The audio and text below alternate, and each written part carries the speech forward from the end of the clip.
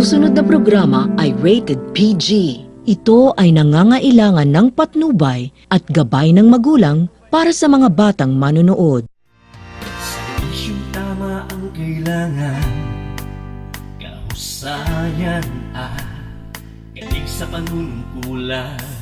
Siya ang bigay sa atin ng may kapal at nakalaang maglungkod sa ating lalawigan.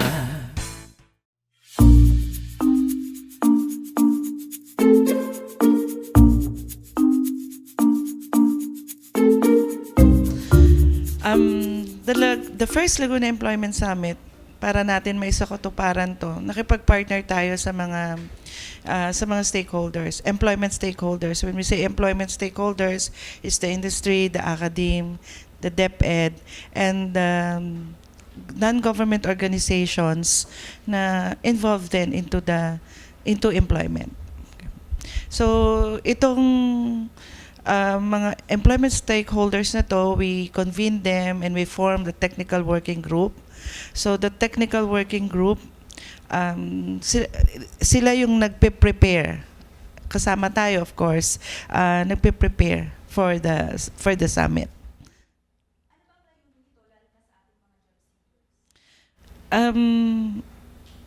You see, kasi the provincial government, of course, headed by our Governor Ramil Hernandez, nasa 8-point program niya ang employment. So number 4 ito. Ang dami tayong activities with regards to providing employment opportunities. But then there's an underlying question na despite the intervention, bakit marami pa rin yung hindi na nakakakuha ng trabaho. So, we came up with this program for us to better understand ano ba yung challenges na nakukuha or na hinaharap ng mga job seekers. Bakit college graduate sila and they are skilled? Bakit hindi pa rin sila na-employ? So, itong summit na to, we hope to answer or we hope to identify those challenges and then address those challenges. On the part of the industry, bakit parang ang dami nilang aplikante but then still ang dami pa rin ang nagfe-fail despite the minimum requirements na sineset nila. So we hope to identify as well their challenges, and then we can come up with the solution, both ends. So we can identify ano ba yung existing gap from education to employment. So we hope to answer that, all of those with this summit.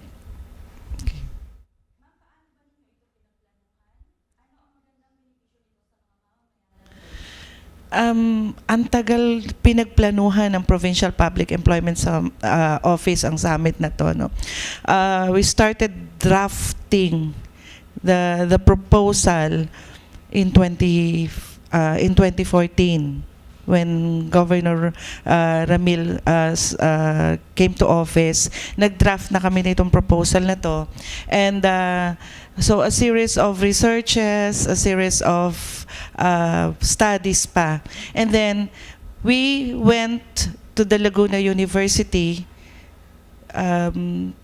to come up or to get some suggestions regarding the proposal. And then doon namin napag-aralan ng gusto in partnership with the Laguna University, kasi the Employment Summit has a research aspect. So yung result nga nito, we hope na magamit ni CHED, magamit ni DepEd, and magamit ng mga policy makers as reference para magkaroon tayo ng improvement or ng development when it comes to employment facilitation strategies.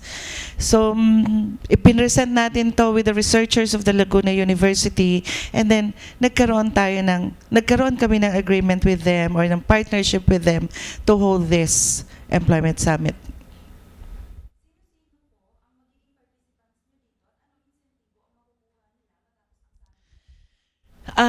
The participants, of course, the employment stakeholders. When we say employment stakeholders, the job seekers.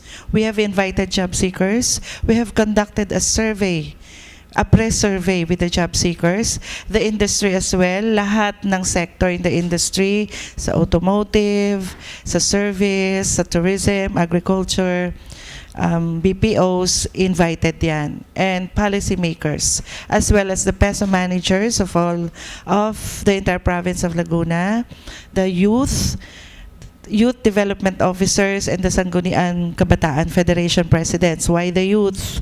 Why these youth organizations? Kasi sino ba yung job seekers natin? Diba? It's the youth. So we hope that the SK and the YDOs, as a result of the summit, can bring down programs as well to prepare our youth as future workforce of Laguna.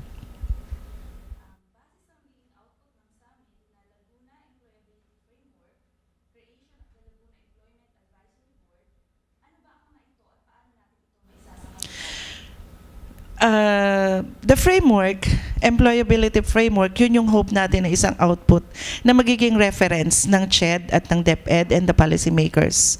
So, ano ba tong framework na to? Baka ito yung pwede natin gamitin to improve on the part of the CHED or on the part of the academe.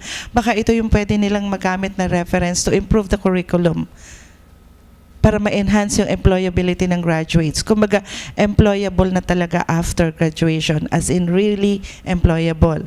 Kasi di ba, ang dami pa rin college graduate, wala pa rin trabaho until now. So siguro merong konting problema, or there are a few challenges na kailangan nating i-address. So on the part of the policymakers, baka this framework could also be the reference to improve the policies when it comes to employment as well. And then, for the DepEd, baka pwedeng ma-integrate din nila in the senior high school in preparation for college and for employment as well. Now, the Laguna Employment Advisory Board, we hope to have this as well, of course, sa tulong ng ating mga taga-sangguniang panlalawigan to come up first, of course, bago natin ma-establish yan, we have to have a legal basis. But what is the purpose of the Laguna Employment Advisory Board? Kasi ang gusto natin is to have a sustainable program. So the summit does not end at the day of the summit itself. It has to be a continuous process. So, para maging sustainable yung program, hindi pwedeng ano lang tayo dito isang bagsakan lang. This should be continuous. So the Laguna Employment Advisory Board, we hope na ito yung personality na tututok talaga na masustain yung programa.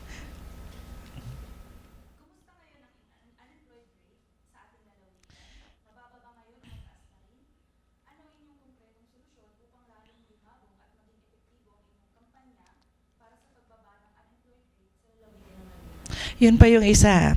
Kasi yung, the statistics, meron tayo pero it's on a regional basis.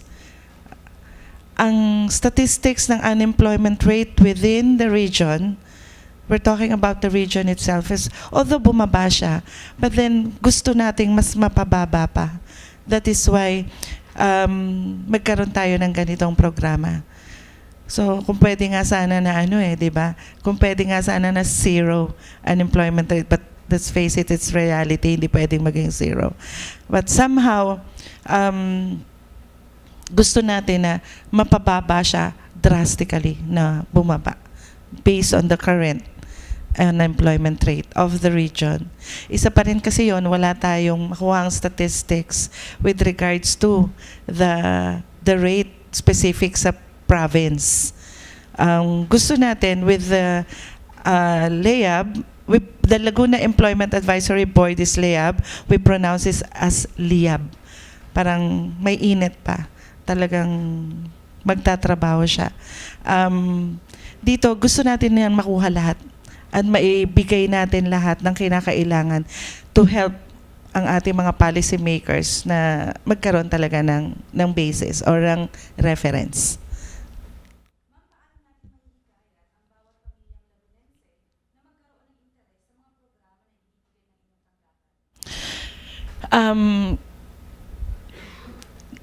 all means of advertisement ginamit namin sa social media, which is very effective.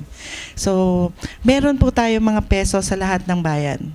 So, lahat ng bayan, sa mga peso na to, pwede tayong lumapit, pwede tayong magtanong, and they will assist you. And then, kung sa provincial ang punta nila, they can go directly sa ating tanggapan, sa aming pong tanggapan sa Kapitolyo po, sa lalawigan sa bayan ng Santa Cruz. And we have a Facebook page na always open para mas madali kaming malapitan ng mga tao. So it's Peso Laguna.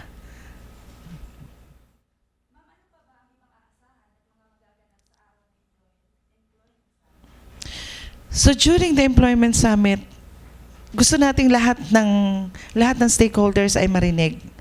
So we hope na ma-address lahat nga ng issues. Ano bang problema nyo mga job seekers? Ano ba ang gusto nyo mga job seekers in the industry? Paano ba kami makakapag-adjust para makuha nyo lahat ng job seekers na nag-a-apply sa inyo? And on part of the government, the pesos, the dole, ano pa ba yung pwede naming gawin? So ito yung gusto natin talagang makuha during the summit, and this will be expected doon, what they should be expecting in the summit, or what they will be expecting in the summit as well.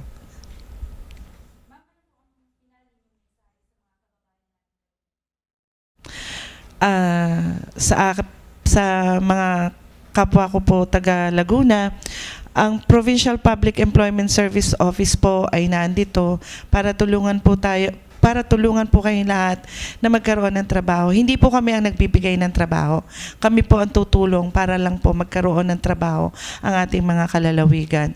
Huwag po kayong mag-atubiling pumunta sa aming tanggapan, and rest assured, with our Honorable Governor on the side na laging nakatutok sa atin at nakaalalay sa atin, ma-achieve po natin na magkaroon talaga ng magandang kabuhayan ang bawat pamilyang Lagunense. Maraming salamat po. Sa isyong tama ang kailangan, kahusayan galing sa panunungkulan. Siya ang bigay sa atin ng may kapal at nakalaang maglilingkod sa ating lalawigan.